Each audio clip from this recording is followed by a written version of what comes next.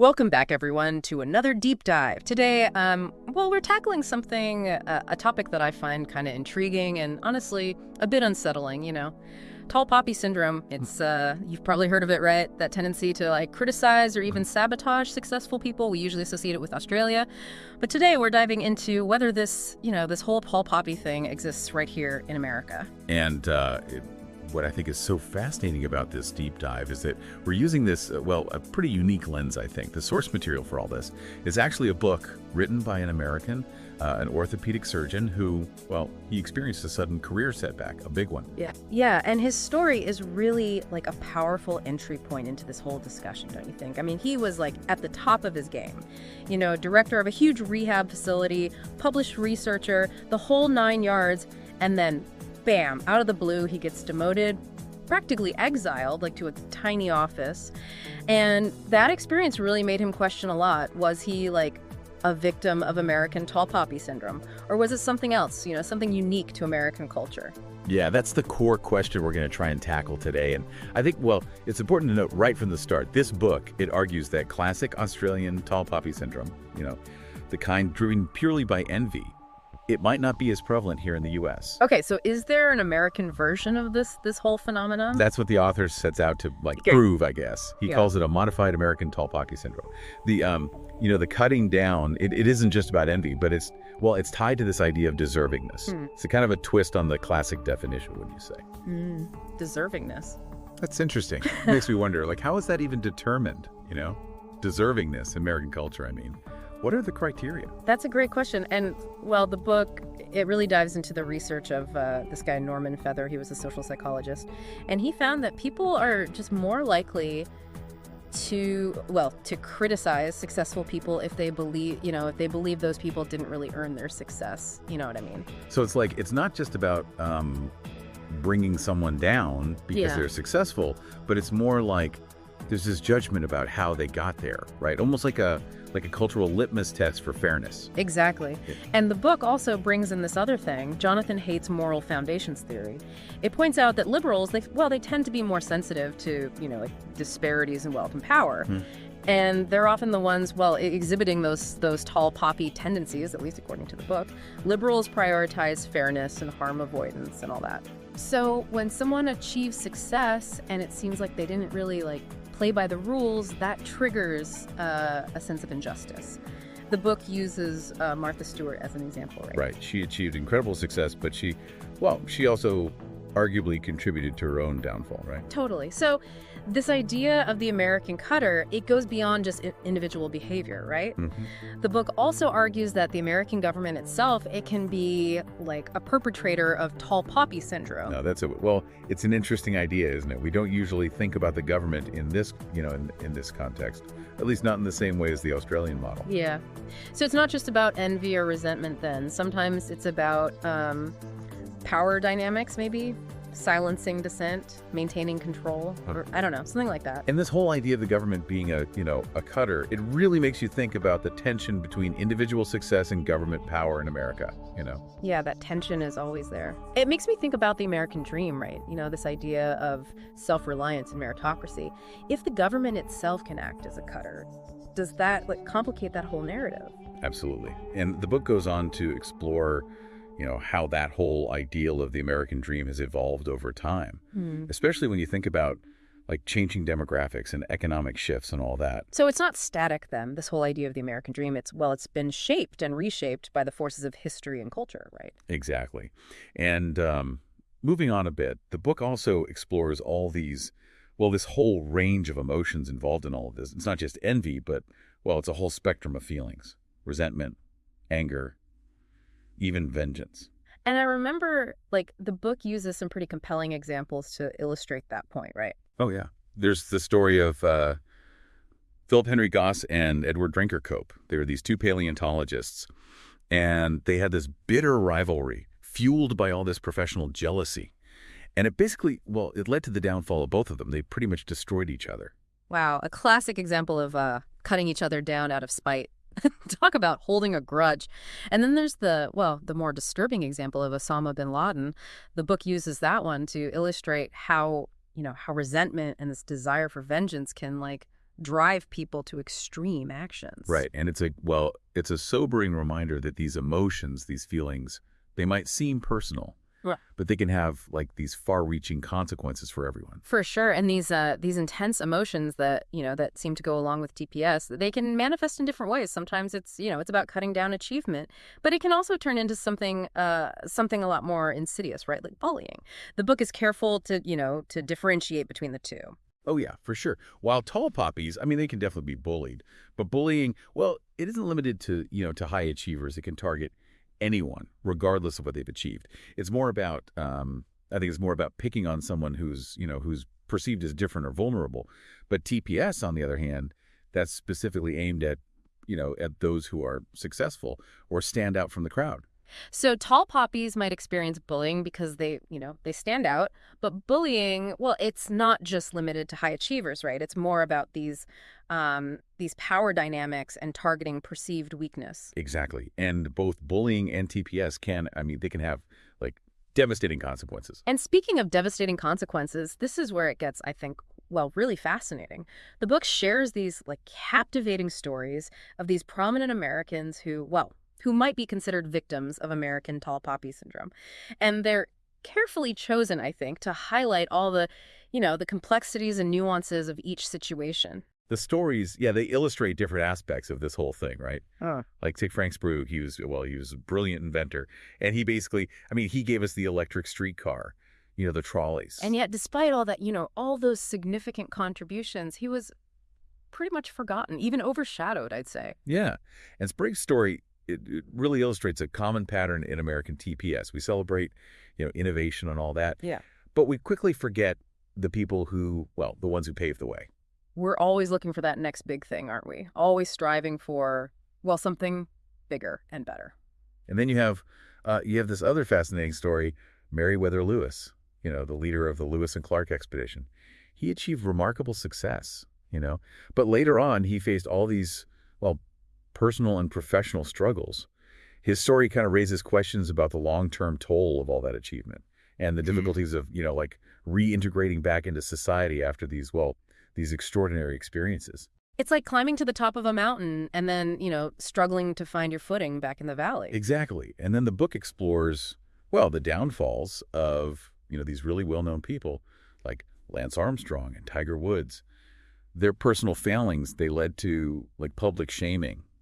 And they lost that, that iconic status. It's almost like we hold these tall poppies to a higher standard. We expect perfection from them. And then when they stumble, we're so quick to judge them, to condemn them. And sometimes it's not even about, these personal failings. The book also looks at Rachel Carson, the author of Silent Spring. She faced harsh criticism, even personal attacks, for exposing the dangers of DDT. Her story really shows the risks of challenging those powerful interests. She was a tall poppy who dared to speak truth to power, and she definitely paid the price. The book, it goes on to list all these tall poppies and cutters throughout American history. It's quite a catalog. Yeah, and the list is it's pretty diverse. We've got Harriet Tubman, Frederick Douglass, Jane Addams, Margaret Sanger, Helen Keller, Cesar Chavez, Frank Capra, John Muir, Bill Gates, even Steve Jobs, all considered tall poppies.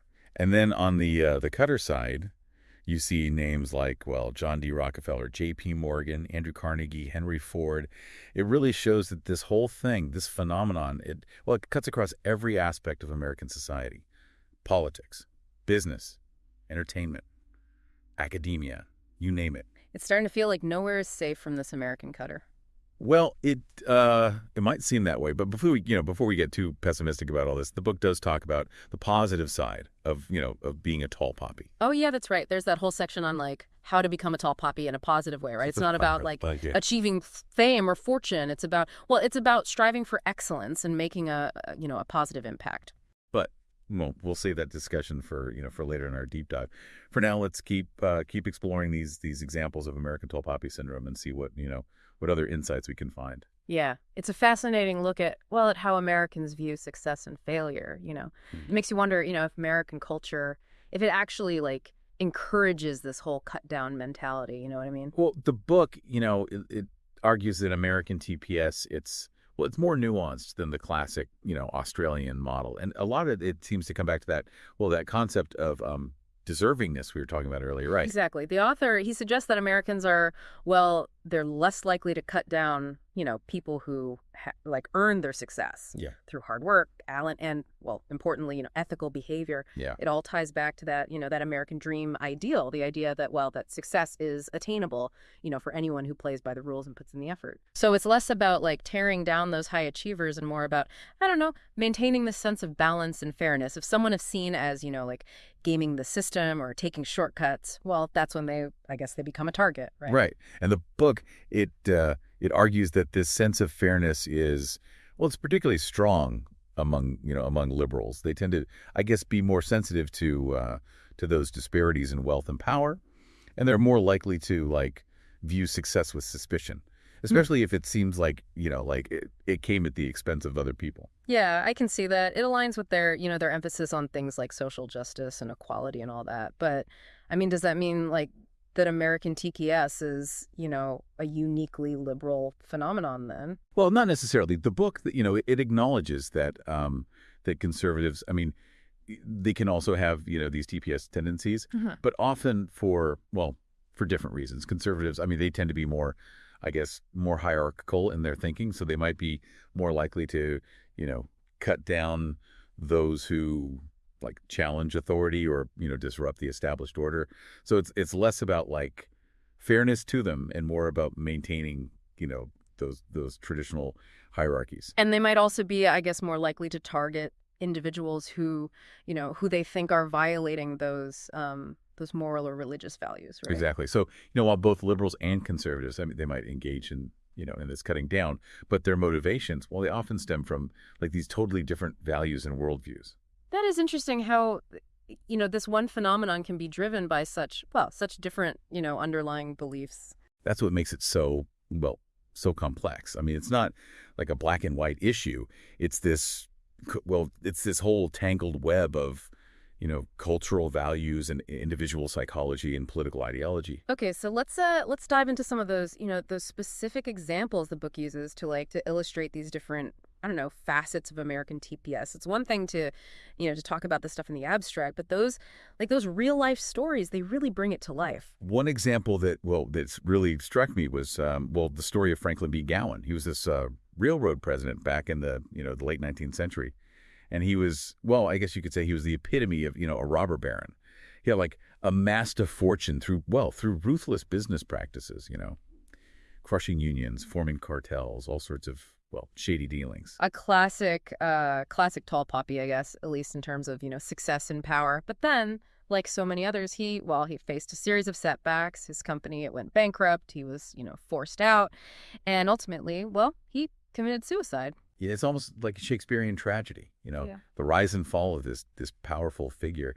And his story, it really it highlights those themes of deservingness and, fairness that we've been, talking about. Gowan, he was seen as someone who achieved success through these really ruthless tactics and at the expense of others.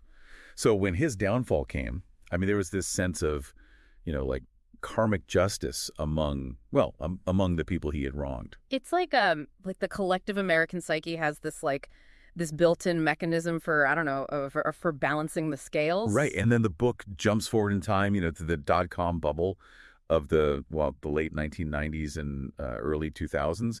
That whole period, it saw the meteoric rise and fall of countless tech companies. That was a wild time. So much innovation and potential, but also, a lot of, rampant speculation and, in some cases, outright deception. Yeah. And the book uses Enron as a prime example. They're initially hailed as, as this revolutionary company, but then, it all came crashing down when their fraudulent financial practices were exposed. Yeah, a classic case of, of a tall poppy getting cut down when their unethical behavior was revealed. And their downfall really highlighted the dangers of, I don't know, unchecked greed and ambition, especially in a system that can be, so easily manipulated. Exactly. And then there's the story of Bernie Madoff. Yeah. The guy who, he orchestrated one of the largest Ponzi schemes in history. Yeah. He defrauded investors of billions of dollars. His story, I think, is it's particularly intriguing because, he was able to keep up his charade for so long. He cultivated this aura of respectability, and it allowed him to gain the trust of, even those really sophisticated investors. He was like the ultimate wolf in sheep's clothing, right? Yeah.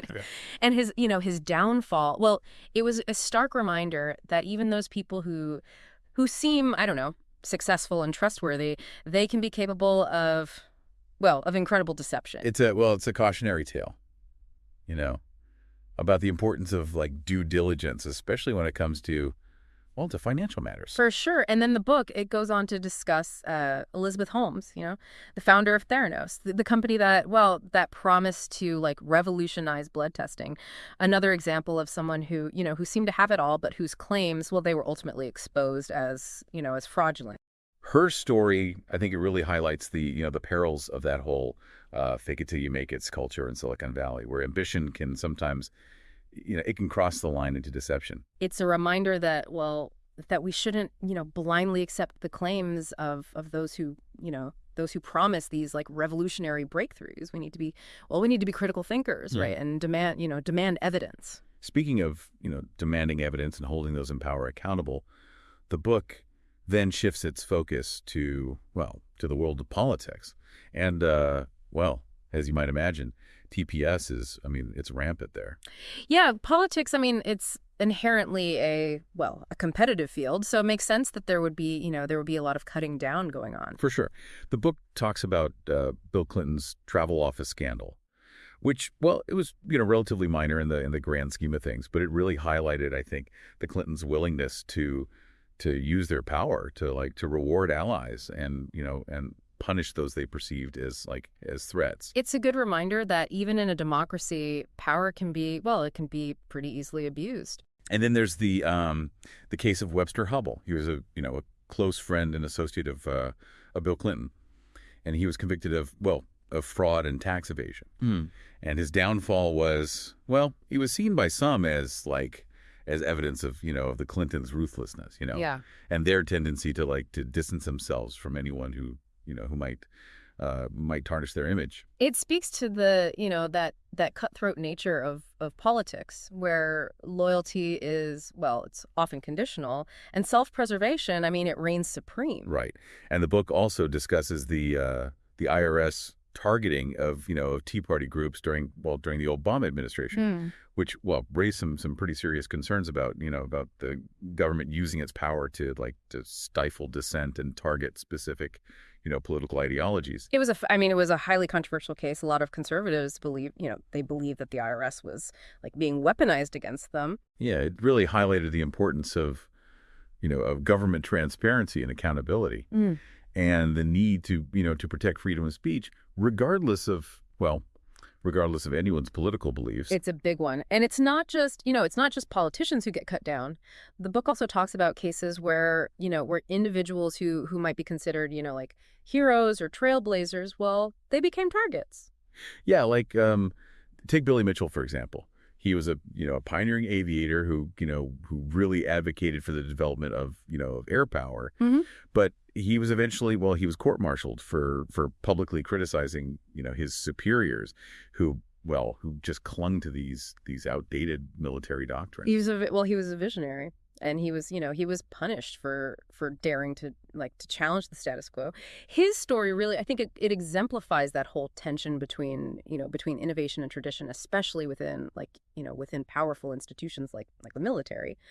Yeah, it's a classic tale. And then there's the heartbreaking story of Eddie Slovik. He was the only American soldier to be to be executed for desertion during World War II. And he was clearly unfit for combat, but he was nonetheless made an example of. His story raises some serious questions about military justice and the treatment of soldiers who are struggling with mental health issues. For sure, it's a reminder that even in times of war, we need to we need to prioritize compassion and understanding. Yeah, absolutely.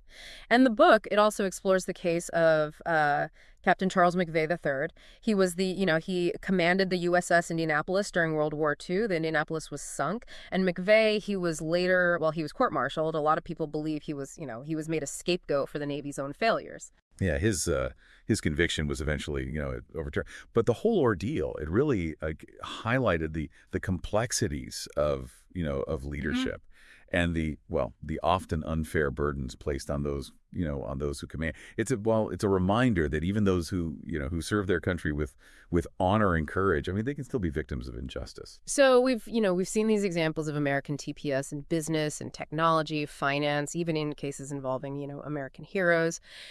It really drives home the point that this phenomenon, it really permeates every aspect of American society. And it does seem like this, this whole cut down mentality is, it's like deeply ingrained in our culture. Yeah. But, before we spiral into despair, the book does offer some guidance on how to navigate this complex landscape. And even how to become a tall poppy in positive sense. Now that's something I'm really interested in exploring. Let's shift gears a bit and delve into that aspect of the book in the next part of our deep dive. So we spent a good chunk of time, I think, unpacking that, the darker side of American tall poppy syndrome. But the book, it doesn't just it doesn't leave us hanging there in the darkness. It actually has a whole section on the idea of becoming a tall poppy, but in a positive sense. And honestly, after all that talk of cutting down and everything, this section, it feels like, I don't know, like a breath of fresh air.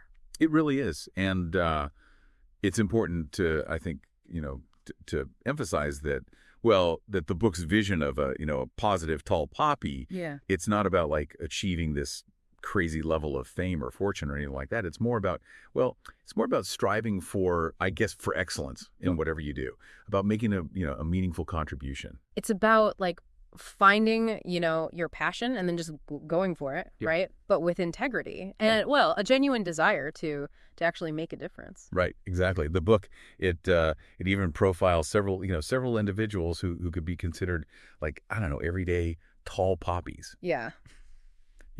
People who are like making a positive impact in their communities, in their fields. Yeah. Even if they're not, household names. Yeah, when you think about it like that, it makes the whole, I don't know, the concept of a tall poppy, it makes it so much more, I guess, so much more attainable. But it's not just like about these CEOs and celebrities and all that. It's about, it's about everyday people who are committed to making a positive impact. Absolutely. And the book highlights the story of Fred Smith, the founder of FedEx, as an example. Yeah. He had this radical idea to create like an overnight delivery service. Yeah. And everyone told him it wouldn't work, but he was determined, and he ended up building one of the most successful companies in the world. And his story, it's a great example of what the book calls, like principle-centered leadership. Yeah. Smith, he was driven by this set of core values. Yeah. Integrity, hard work, a commitment to customer service. Yeah. And those values, they were like woven into the fabric of his company. It's a powerful reminder that success that's built on like a foundation of ethical behavior, it's not only more sustainable, but it's also, it's more fulfilling in the long run. So it's not just about, individual drive and determination and all that. It's also about, it's about the principles that, that guide your actions and the way you treat other people. Yeah, exactly. And the book also, it stresses the importance of building strong relationships. It argues that that tall poppies, even the positive ones, they're rarely like lone wolves.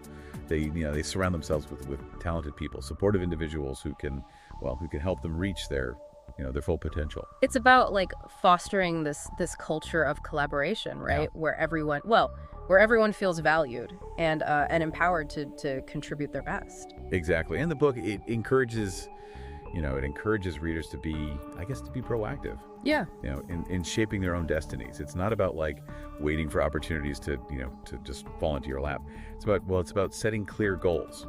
Yeah. Developing, a plan, and then taking action taking ownership of your success rather than just, relying on those external factors. Right. And finally, the book, it leaves us with this really, I think, thought-provoking question. What do you, what do you want your legacy to be? What kind of impact, what kind of impact do you want to have on the world? That's a powerful question, isn't it? It shifts the focus from just achieving success for the sake of success to thinking about the broader impact of your actions. And it's a question that we can all ask ourselves, regardless of our chosen field.